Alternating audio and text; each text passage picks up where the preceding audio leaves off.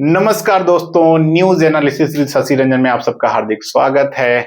आज के इस वीडियो में हम चर्चा करेंगे तालिबान द्वारा पाकिस्तान पर किया गया वाटर स्ट्राइक, यानी कि जो उसने कुनार नदी पे बांध बनाने का जिक्र किया है इस पे।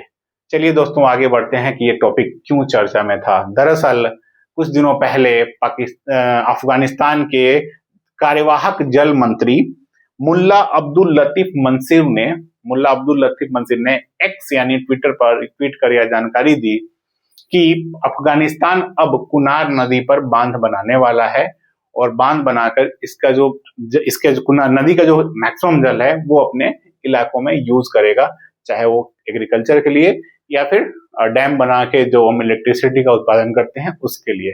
तो कुल मिला के वो ये कह रहे हैं अफगानिस्तान वाले कि हमारे एरिया का जल हम उसका उपयोग अपने तरीके से करेंगे।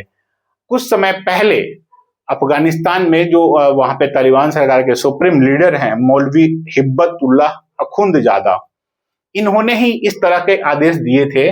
जिसपे एक और नदी है जिसपे मैं बाद में चर्चा करूंगा इसी टॉपिक में। तो उस पे इन्होंने बेसिकली कहा है कि अफगानिस्तान की नदियां अफगानिस्तान की हैं, उसके जल का पूरा उपयोग करना या फिर कहें वाटर सॉवरेनिटी का मुद्दा, वो बेसिकली अफगानिस्तान का इंटरनल मामला है। हम अपने देश में जो नदियां बह रही हैं उसके जल का कंप्लीट उपयोग करेंगे। इसी के कारण वहां के कार्यवाहक जल मंत्री ने यह बयान दिया है। जब यह बयान जारी हुआ तो शीघ्र ही अलग अलग मीडिया में और साथ में सबसे जो उस नदी जो कुनार नदी है वो दरअसल पाकिस्तान में भी बहती है आगे चलकर, तो पाकिस्तान को इसका काफी नुकसान झेलना पड़ेगा। इसी वजह से पाकिस्तान में खलबली मच गई और ऐसा कहा जा रहा है कि भारत की तरह अफगानिस्तान ने भी पाकिस्तान पर वाटर स्ट्राइक किया है।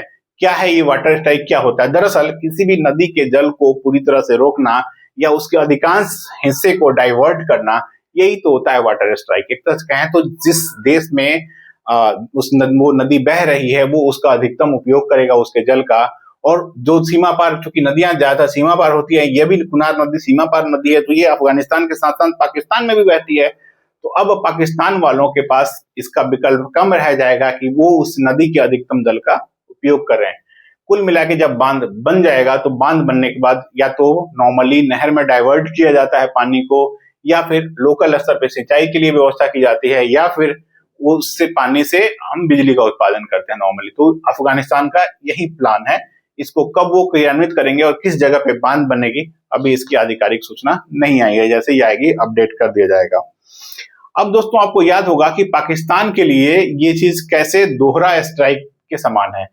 कुछ समय पहले जब पाकिस्तान प्रायोजित आतंकवादियों ने पहलगाम में आतंकी हमला किया था, उसके ठीक बाद भारत सरकार ने जवाबी कार्रवाई करते हुए कहा था कि खून और जल एक साथ नहीं बह सकते। तो उन्होंने, यानी कि हमारे प्रधानमंत्री ने सिंधु जल संधि को जो समझौता है भारत पाकिस्तान के बीच, उस संधि को निलंबित कर दिया। निलंबित होने से क्या हुआ कि सिंधु, झेलम और चिनाब जो तीन नदियां हैं जो पाकिस्तान की ओर ज्यादा उनका जल जाता है, इन नदियों के जल का अधिकांश हिस्सा भारत ने उपयोग करने का प्लान किया है। तो इसमें क्या होगा कि अभी तो हमारे पास उतना इंफ्रास्ट्रक्चर नहीं, तो हम धीरे धीरे उस नदी के मैक्सिमम जल को उपयोग कर रहे हैं। लेकिन एक समय ऐसा आएगा आने वाले 3-4 सालों में, उस पे काम वर्तमान सरकार ने स्टार्ट भी कर दिया है।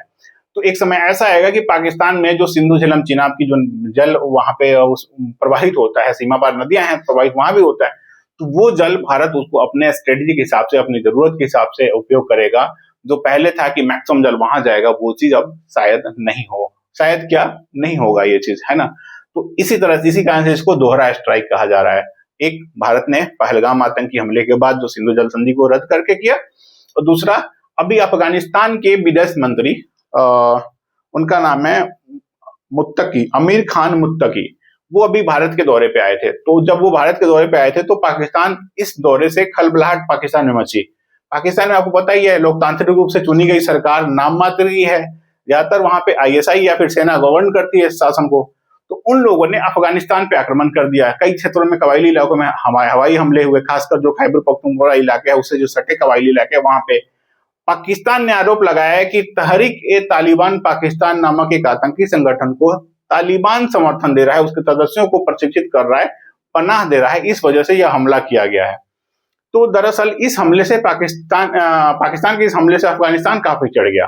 तो जैसे भारत ने कार्रवाई करी तो उसने वहां पे भी मुत्तकी ने यहीं से बैठे बैठे एक तरह का संदेश दिया होगा कि ऐसा है, बंद करो इस चीज को, आप ट्वीट करो।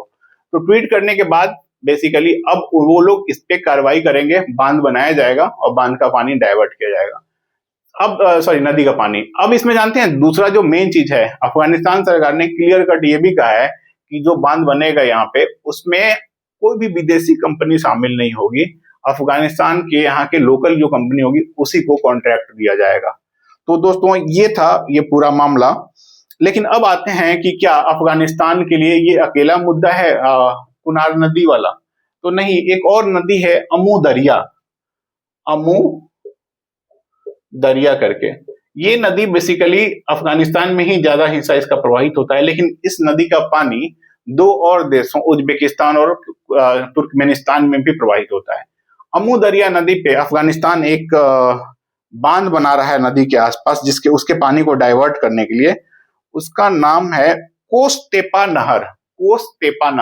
तो कोसतेपा नहर पे जो नहर बनाया जा रहा है, तो उस नहर में इसके पानी को डाइवर्ट किया जाना है।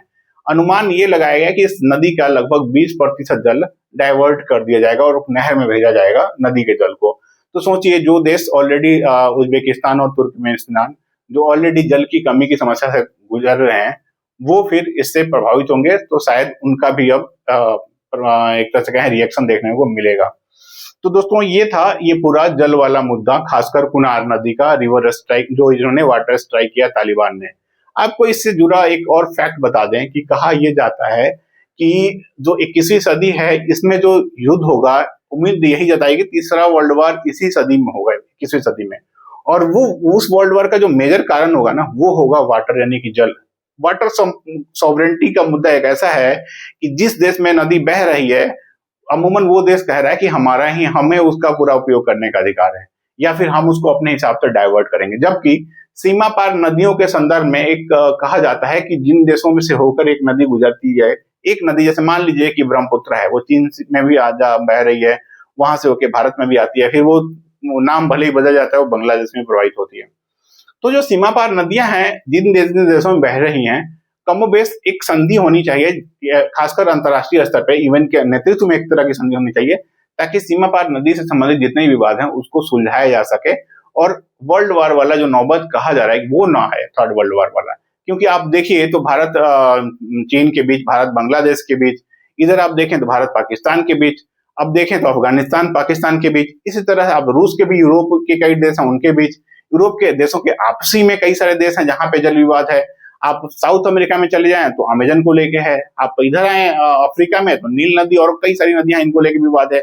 इवन कहा यह जा रहा है कि नॉर्थ अमेरिका में भी जल नदियों का अंतरदेशीय जलों के बीच जो अंतरदेशीय नदियां हैं उनके जल को लेके, यानी सीमा पार नदियों के लेके जल को लेके भी विवाद है।